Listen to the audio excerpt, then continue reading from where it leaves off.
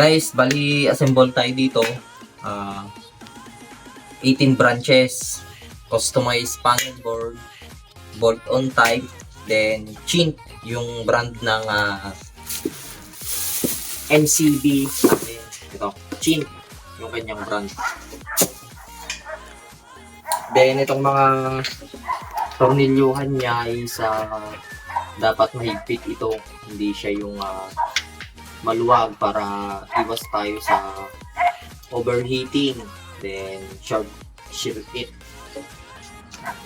Gumamit ako ng flat screw para higpitan tong kanyang mga tornilyuhan.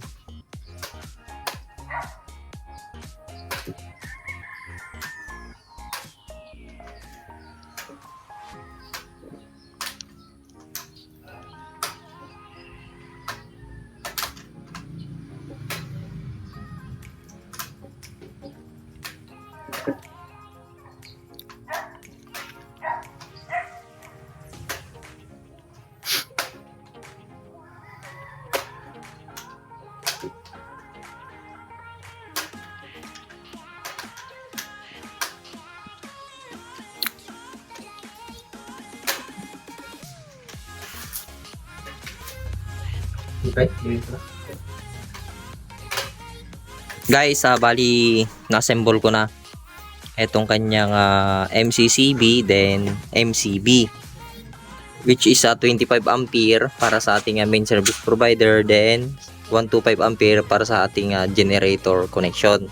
Bali customized tong panel board, 18 branches. Dito na naman sa kanyang MCB guys is 18 branches. Chint din yung kanyang brand, 16 ampere, 5 na home run. Then sa 20 ampere is 6 na home run. Then sa 32 ampere is 7 na home run. Ito yung na-assemble namin. Then also itong mga tornilyo niya guys, dapat maigpit yan, walang loose connection, lalo dito sa area na to.